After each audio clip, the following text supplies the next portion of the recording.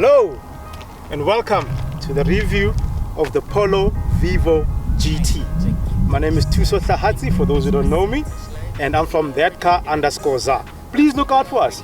Follow us, like us, share, subscribe. You'll find us on YouTube, you'll find us on Spotify, you'll find us on all the socials, TikTok, X, Facebook, Instagram. Now, look at this beauty. In reef blue, that's what it's called, as in the reef de Kamput. That's what this is. Now VW, before I go further, I'd like to thank you. Thank you for entrusting me with this car. I can assure you, I'm not a typical Polo driver. I don't cut people off, I use my indicators, and I most certainly do not smash walls and people's girlfriends. But I hope I'll still be the same after this review, because the little time I spent in this car, I think I can understand how some of these guys go absolutely wide. Now, just a bit of history on the Vivo concept from VW. From back in the day, when the Mark 1 was launched, with the GTI and all the various derivatives of the Golf 1, VW decided to do a more stripped down Golf 1, which is called the City Golf, very popular in South Africa. It came out in 3 colors, blue, yellow, and red. It had some white accents on the side. It did not even have rims or wheel caps. It had white steel rims, standard rims, but they painted them in white so that it fits in with all the white accents around the car. So basically take an already popular vehicle to boost your sales, to make it more fashionable, make it colorful, make it trendy, but strip it down and also make it cheaper as an entry point for Golf buyers. And that's exactly what the Vivo concept is. Now, the jury is out on whether or not VW indeed did manage to make the Vivo more trendy. It may have been more accessible, even though that's a bit in question these days, but is it more trendy? Because a plain Vivo, as we call it, so it's got absolutely nothing. But as I've mentioned about the different trim styles, on this one specifically, the GT, I think they've definitely ticked that box. Is it stylish? Yes. If you look at a normal Polo and a normal Vivo, a Polo from this generation and the Vivo, you will see that this one firstly has the GT moniker here. Now it's sort of an eye, but you get where they're trying to go with it. You look at the fog lights that they have here, very stunning, which are not available in the standard vehicle. It has daytime running lights. Now in this specific vehicle, they're halogen, as you can see, they're a bit yellow. But you can get LED lights as an optional extra, also with daytime running lights. Coming around this side, you have these 17-inch double 5-spoke mags.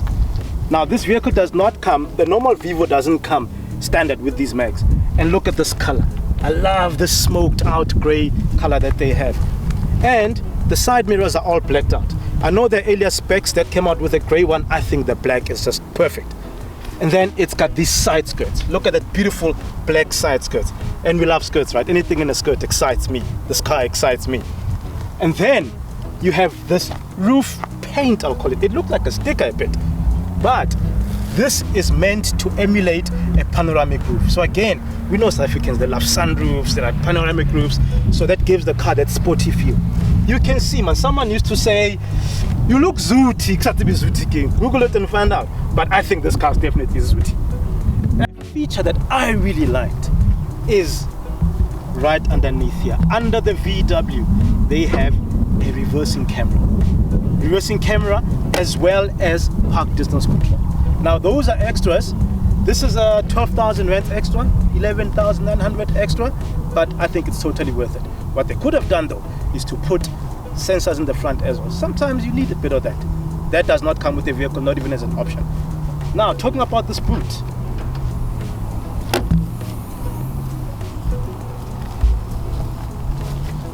for a vehicle of this class in this segment, I think this is a sizable boot.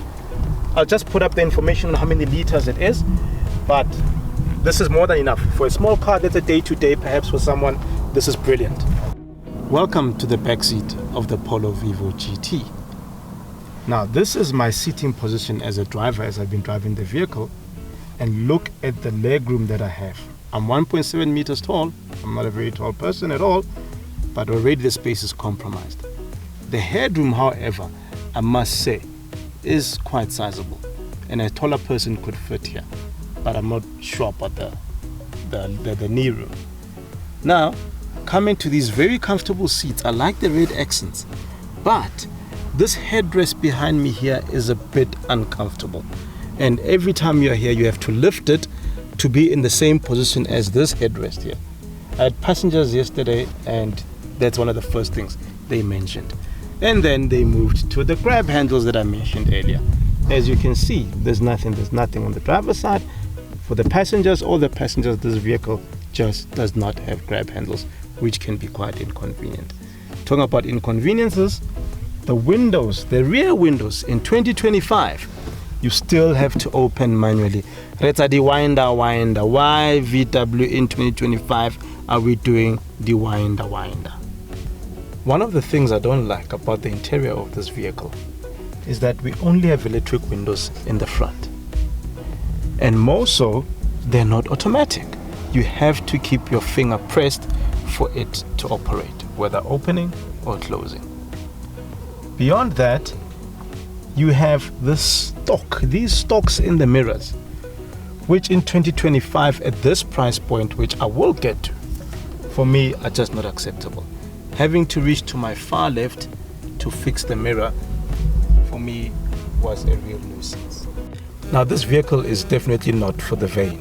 The reason I say that is that when you open your sun visors, there's no mirror and there's no light. I don't think ladies are gonna like this. And metrosexuals, we see you guys that like to look after yourselves and paint your nails with that clear nail polish. I don't think you're gonna like this either. Another thing that's not so nice about this vehicle that I love, you do not have a center armrest here. The reason for that is that it's a 2,600 rands extra. The armrest comes with storage space under the seat. But there might be a very good reason why VW did not spec it in this vehicle. And that's because the armrest sits directly above the handbrake, and every time you want to operate the handbrake, you must either lift the armrest or put it down, which makes it highly inconvenient.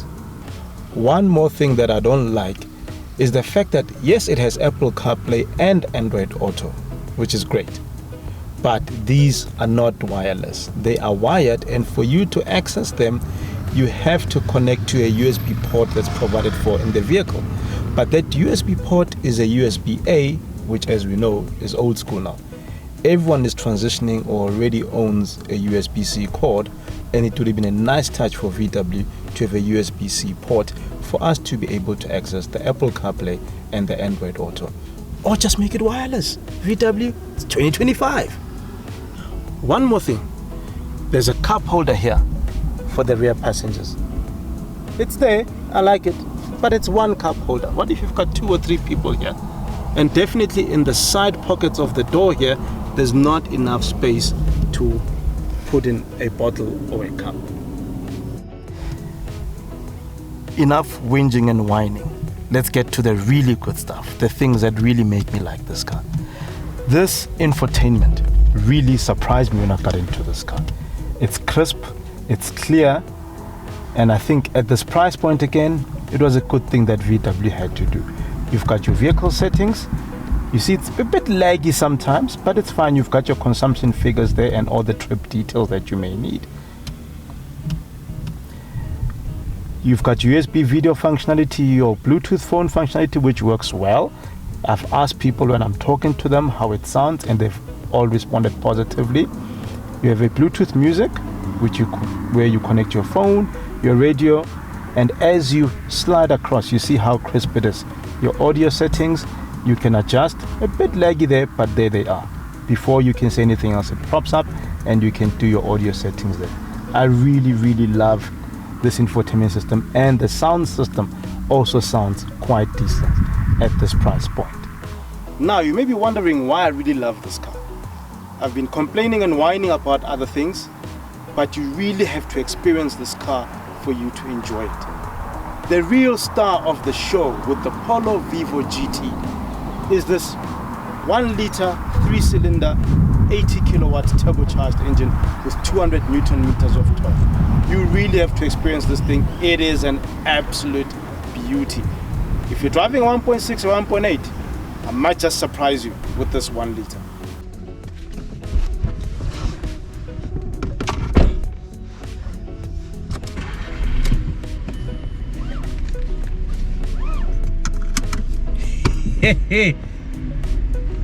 Hello guys, hello. I've got someone that I used to have in my life who used to speak like that, used to greet like that. Hello. Doesn't matter whether they know you, they don't know you, happy, sad, whatever, you standard greeting. Hello. So hello to you guys. So this is the everyday, day-to-day, day-by-day living experience review of the Polo Vivo GT. That whole description is quite befitting, or would have been quite befitting, of a Chinese car, because those guys, man, they name their cars middle names, surnames, Tagazelo, you name it, you know. So I got the vehicle in a full tank last week on Friday. It is Tuesday today, and I'm out of fuel. My range has lowered to 20, so this will be the first time that I fill up. And I must say, when I first got the car, I was quite impressed even by the fuel consumption. On my trip, I did 6.4 liters per 100 Ks, and I wasn't trying to drive economically at all. It was just normal driving. And then yes, with a little bit of spirited driving as I was feeling the engine. In case you guys don't know, my most favorite part of this car is the engine, then the gearbox, then obviously the two of them put together, mated to one another.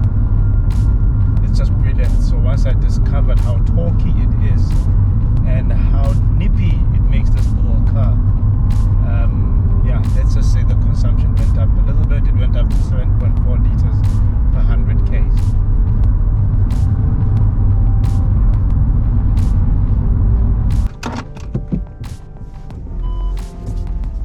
The reverse camera is crisp, guys. It's crisp. Clear. I've seen worse reverse cameras in high-end cars. Get our chase. Utlile spanning for the petrol kappa for lemar. So I'm hoping the tank is indeed on this side, and that the flap will open just by the vehicle being unlocked.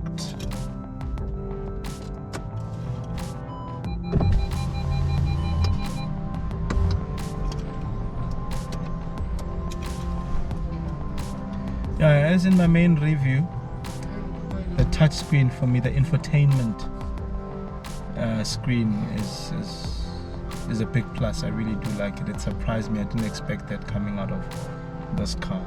I hadn't been in a Polo for a long time, and seeing this and how crisp it is, it's almost like it must warm up though, you know, because I was shooting the other day and you press like, now I've just chosen audio, I'm waiting, now it's there, right? Let's say I go to settings, I'm waiting, and now it's there.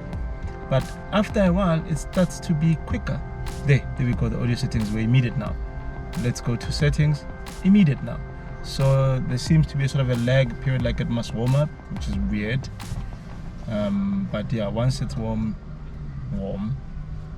it works fine. The vehicle waiting now. Let's go, now it's immediate. Let's go Bluetooth music, waiting now. Okay. 8,000 brand. Shop copper full tank 95. So it seems I might have had the camera angle wrong. So I'll start again. Hello!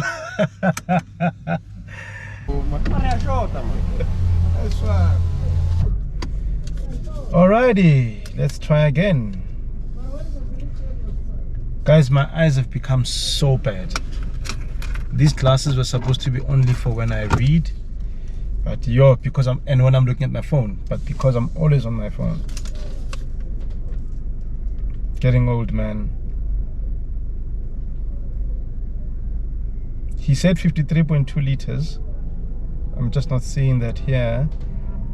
At 1,163 rands and 50 cents. So up in the reef, Gauteng, that's how much, or inland, let me say, that's how much this vehicle will cost to top up. My range has gone to 450 kilometers, but you know how range works, right? It considers your driving style. It doesn't matter liters of fuel in the tank that then determines how much fuel you have. No, range, it tells you how long you have to go at your preceding or even current driving style.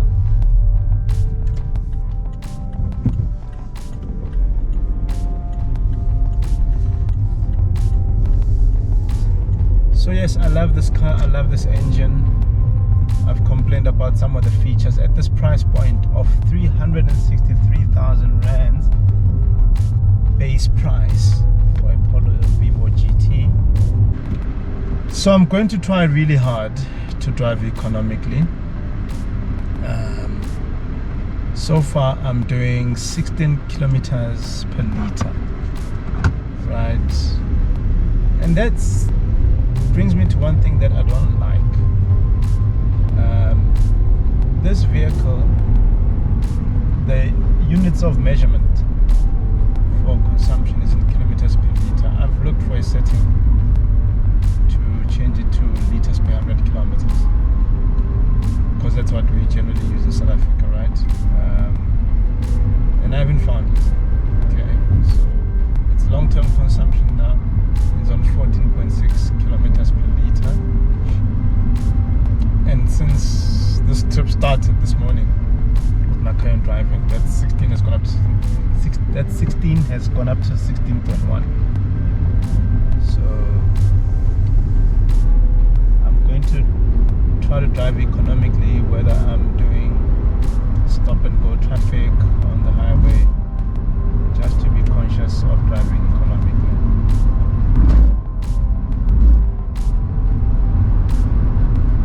What's interesting coming up now is you have that indicator on the instrument cluster that shows you when to change up or change down, right? And it shows you the gear. So if I'm in first gear, it will point an arrow up, change up to second gear, that type of thing. In this vehicle, I found that it skips gears as well. So I could be in third gear, and based on my revs, it will say, no, I must switch straight to 5, not go to 4. That's something I do generally when I drive, but someone once advised me against it, something about it not being good for the gearbox, which I didn't understand. But there you are.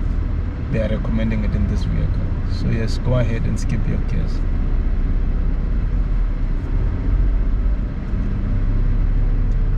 Yeah, this consumption caught me off guard. As I was saying earlier, that this gauge, it's on full now. It will stay there and you'll drive forever. It doesn't go down incrementally, you know. It stays there, then suddenly boom, quarter, oh. Then suddenly boom, half. So the last thing you want is to be caught on the bottom end with that, of that, and with that, yes. You think you still have a quarter tank or so, the next thing you're on 0 and you're in the middle of nowhere, filling station is still far because you thought you had a quarter tank. So just be mindful of that. Bangeke sikupushe kodwa sokushootha sikufake social media. That's how the song goes, right? Sokushootha thing. So I've got a bit of running around to do. I've had a problem with my laptop, so weird. The P button is not working. Or it works, but I have to fight it. Like, imagine you're typing, then instead of operation, you've got operation. Instead of please, you've got lease. You know. So I always have to pause and press hard on it, and it's an inconvenience. So I'm taking that in. Yes, that's my interest in life. Very much a part of my interest in life. And then from there I must go collect some visas for my upcoming travels. And see, like there was a second gear. You know, saying I must go into 4th. Yeah, and then I also must buy parts for my bakkie that needs to be serviced.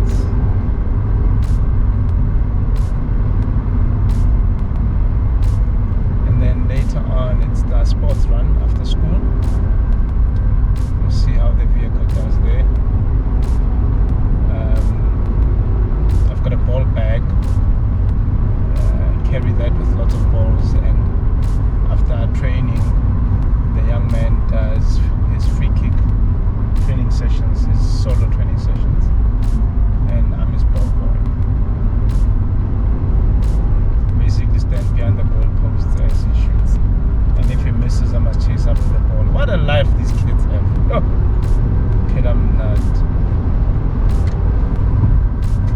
after one day, I've got emotional and psychological issues.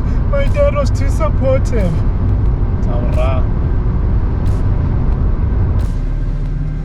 Well, welcome back. As I said, we are doing the sports run now. I'll show you the school run from tomorrow. And the one thing that, as I mentioned earlier, gets to me is that the Apple CarPlay and the Android Auto are blanked off, meaning that they are not wireless. They don't work wirelessly. And if you want to use them, you must have a wire that goes into a USB-A port. But we all have USB-Cs now, so it's a bit outdated. So I'm gonna put in my destination, and I can only wish that I was using Apple CarPlay. So that one is a downer. But here we go.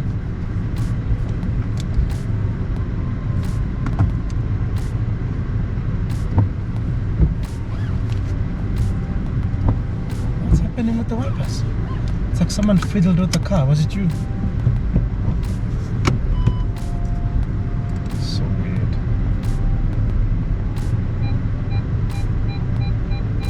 Ah, there's that crisp reverse camera. Crisp? Can you see how clear it is? It's crisp, it's clear. I've seen worse in high-end cars. Is it on still? Yes, it's very on, very on. I haven't switched it off. They can't see you, don't worry. It's just looking at me. But you can have your say. What do you think of the car? It's okay. It's nice. It's comfortable. Uh-huh. Yeah. It's fast, I guess. But it's not slow. That's the one thing about it. It's not slow. And I get from point A to B. And it gets you from A to B. I guess it does that job, eh? Simply enough.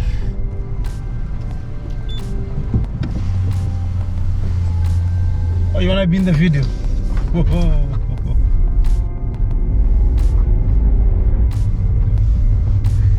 now the sun's gonna hit me.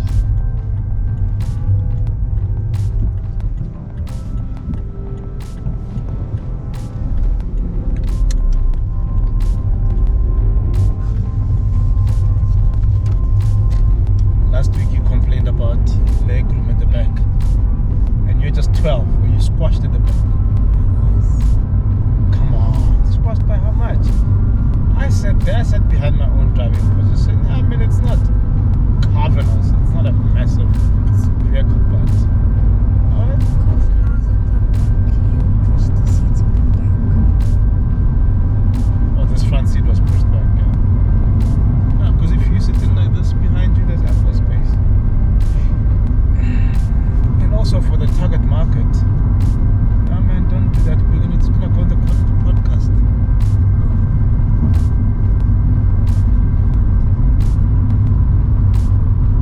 That's my silly son. Very silly.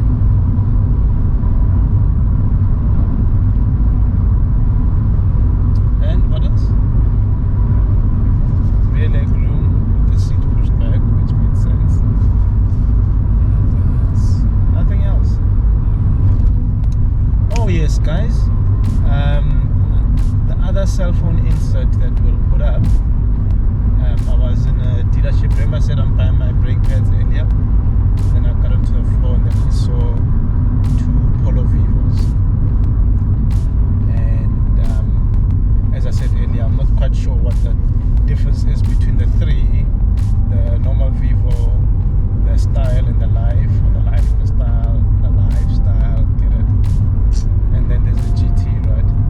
And I saw the difference is actually this black headliner and all these covers on the pillars here.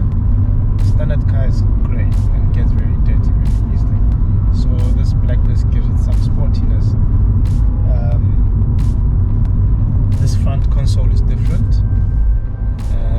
The gear lever is different. The pedals with the aluminum trimmings are not in the normal Vivo.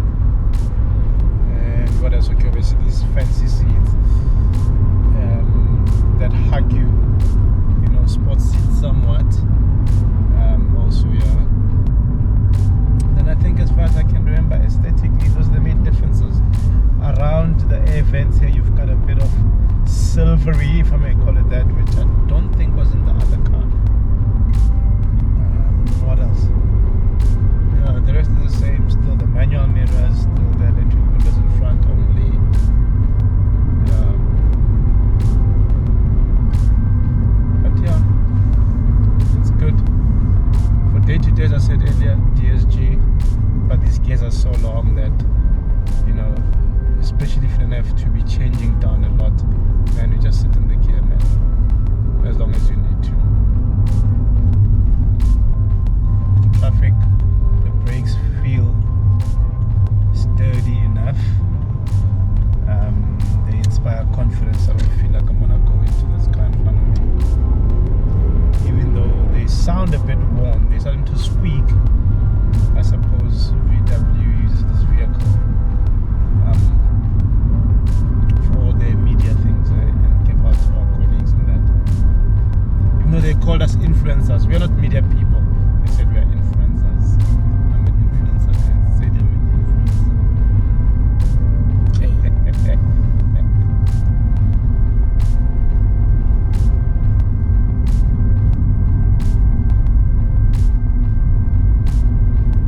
Yeah, and the range after this morning's fill up, remember I said it was at 450, and then it went 450, then 430, now it's back up to 460. So I don't know, my driving style is still the same, more or less. Let's see what my consumption looks like now.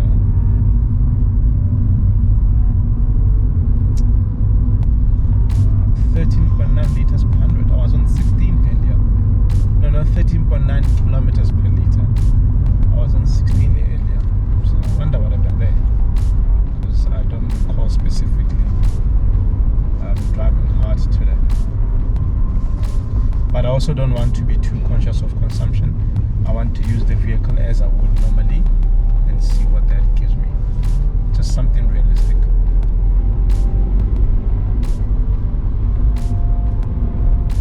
As I said, I still haven't found the setting that changes this kilometers per liter to liters per 100 k's, which is really what we want. I don't want to have to calculate to convert. Oh, now we're going up to 470, so the range is improving.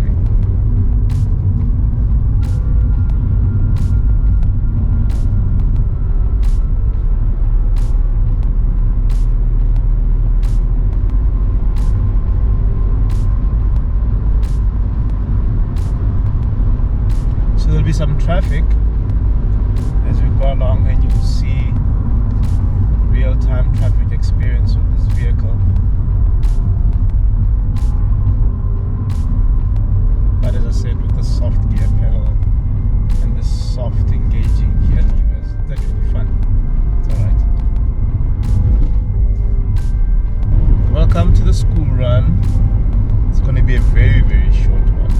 It's about 2 kilometers at the most, so it's just a few minutes, but nothing much. The main thing was just the exercise with boot space that we did. We managed to fit all 5 bags together with all the balls in the ball bag, so that was quite impressive.